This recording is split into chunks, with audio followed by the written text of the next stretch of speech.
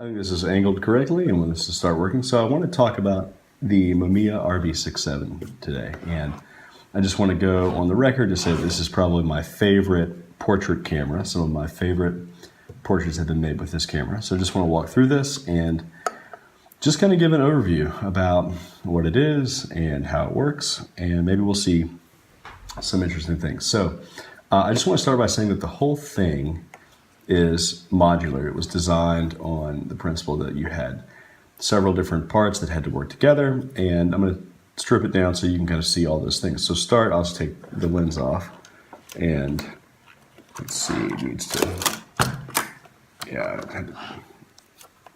so I'm going to leave that over here for now, and there's kind of the front of it. So here's the waist level viewfinder, just right here, and you have inside there the focusing screen, and let's put the dark slide back in. So on this back you have the film back, and you have also the RB adapter. So when you get that all set, I've still got this Manfrotto plate on, but basically this is the SLR box, the mirror reflex box. And you put all these things together and it creates a really cool system. So let me put it back together so you can kind of see, then I'll go through the features just so that becomes kind of clear. So let's try this again. Let's see. All right, so we got that, and there. That's much better. Put the film back on, and we'll start with the focusing screen and the waist level viewfinder, and we'll put the lens back on, and that should be that. So here's the system kind of all put together. And again, I think this is a really fantastic camera. I love this. I'm going to just go on the record and say it's probably my favorite portrait camera of all the portrait cameras that I own. I really like this one the best. So let me just start by kind of going through some of the features. First, up here at the lens, which is not really a feature of the camera, but it is part of the system. This is the Mamiya 127mm f3.5 lens, and all the lenses for this system had leaf shutters built in, which is fantastic considering you really kind of need that for these big film planed cameras because they work with strobes or studio lights at all shutter speeds, which is fantastic. And I have a couple other lenses that I just want to show to you. So I'll start with this one. This is the 250mm f4.5, which is fantastic for headshots or kind of more long distance. You'd think of it as telephoto, but I certainly wouldn't shoot birds with it. And then I also have the 65mm f4, which is great. It actually is kind of a wide angle lens, but still not going to be super wide angle. It's not going to be distorted or anything like that. So I have these. These are beautiful. I really like this, but actually the 127 is probably my favorite.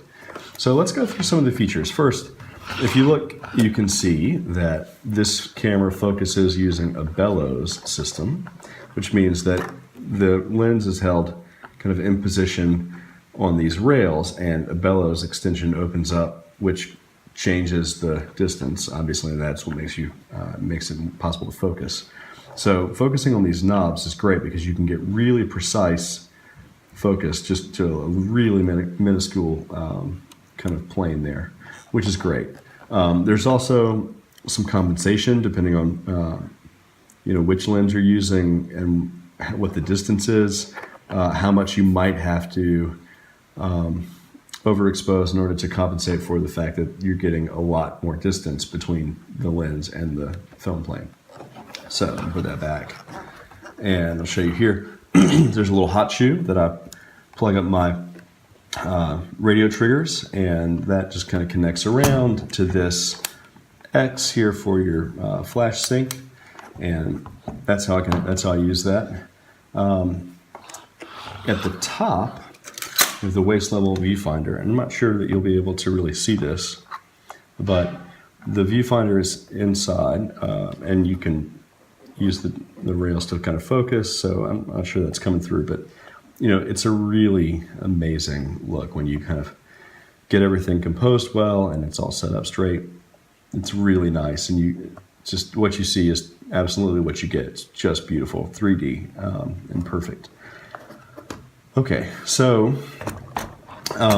one of the things that you might see if you look inside is that there are those red lines I showed you earlier. So the RB stands for rotating back, and the whole point was that with a camera like this, it's so heavy that you can't just flip it on its side. So they developed a system where you could rotate the entire film plane like this, and when you do that in a portrait orientation, the red lines kind of go away, and you can see the black dotted lines. Mine are a little skewed, but you can see those set up here on the focusing screen. So that's how you switch from portrait to landscape mode. It's just by rotating the back, and I love that about this camera. You never need to turn the whole thing. It would be unwieldy. So in the film back, which is what I'll show you next, and I'm already kind of taking this apart, but I want to show you how this works on the inside. So the film back this is a Pro-SD film back. It works with the Pro-S rotating adapter, but if I undo these clips here, it just kind of spring loads and just pops open. And then you can see the cassette, and you can see that this is where the film is held here, and it's wound around the back like this, and then into this take-up spool. And then the way that it works, you see on the film you have an arrow here and an arrow on the film cassette there, and you just wind it until you get to the right lineup spot there, and then you can put the cassette back together like so, close it up like this, and that's perfect. That's how that works. So once it's back on the camera here, it is obviously you can't, well, not obviously, but you cannot fire the camera until you have the dark slide removed, and this just kind of prevents the camera from firing. You know, when you're not ready, you have to really commit to a shot. You take the dark slide out, and on the Pro-SD back, you just slide it in this little slot right there, and that's perfect. So now you're ready to go. Ordinarily, you also would not be able to dry fire the camera unless it was wound on the back like this. So there's a winding mechanism here and a winding mechanism here. So you have to wind both, but I'm going to trick the camera into thinking they're both wound by activating this double exposure switch like that. So the way that it works, at this point, this is tricked and this is ready to fire. So you press underneath, and I have a cable release that lets me do this, but you just press this silver thread, and that's basically what it sounds like. It's kind of a loud, clunky sound, but it certainly isn't the most annoying sound that I've ever seen. And that's pretty much how that works every time. So again, I'll just, without talking over, I'll just let you hear it. So there it is. That's what that sounds like. All right, so that's basically the review of the Mamiya RB67, and it's really more like a walkthrough. It's not really a review. There, you might find some other little features that I didn't talk about, like the strap lugs that go here, and there's a focusing lock mechanism that goes here, and whatever. But I guess the point is that that's about as thorough as I'd like to be in this video. So thanks for watching, and maybe I'll do some more. I don't know, just kind of depends for all the like 2 of you who are watching. So that's it. Have a good night.